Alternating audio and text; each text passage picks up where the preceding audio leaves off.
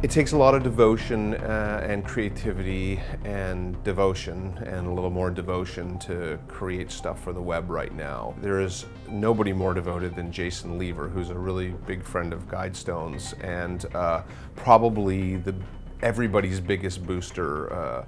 Jason is entirely selfless. He also happens to have one of the most amazingly successful web series online, and even with his success, it's still hard for him to monetize. And you know, sometimes I wonder how he keeps going. Here's why I did it in the first place, which and is maybe the same answer why I continue to do it, is, you know, so it was like four years ago, April.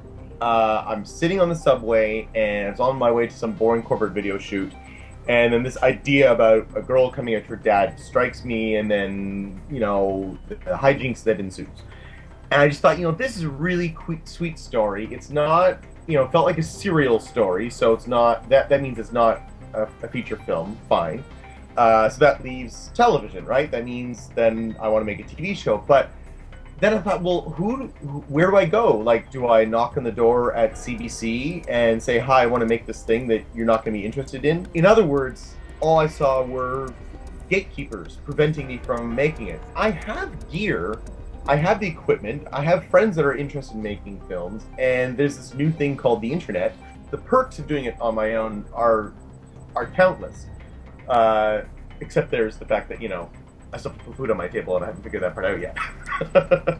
If you're an aspiring filmmaker, then Jason is definitely an inspiration, and I highly recommend you get in touch with him and ask him his advice, because his energy is boundless. In a lot of ways, I think the hardest thing is just getting off the couch and just doing it. I mean, the beauty is, today we live in an age where, you know, if you don't own a DSLR camera, you know someone who does that can shoot really nice video. The tools are there to get it done. Pretty much every operating system on every computer comes with an edit software of some kind. I mean, Windows Movie Maker isn't anything great, but it'll cut for you, right? The great thing is, like, even if you had all the money in the world in the past and you could, you know, you rented your 35mm film cameras, you still have to go through the gatekeepers. So budget or no budget, today you still have to do the gatekeeper thing, unless you click upload, and now you're your own distributor. And so, like, there's kind of nothing to prevent anyone from doing it. When I first started creating content for online distribution, there actually wasn't a lot of content out there.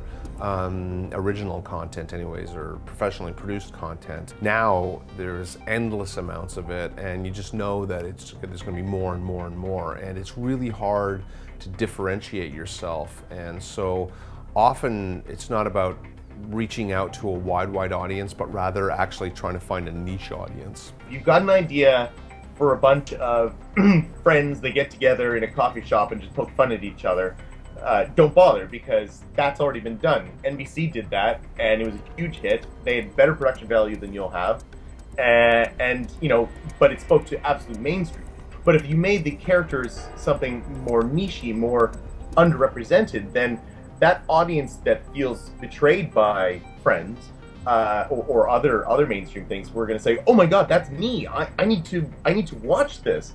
And I find, you know, I think that they're a lot more forgiving. You know, if you look at the number of web series out there with a strong lesbian theme, you'll see that the production values vary widely.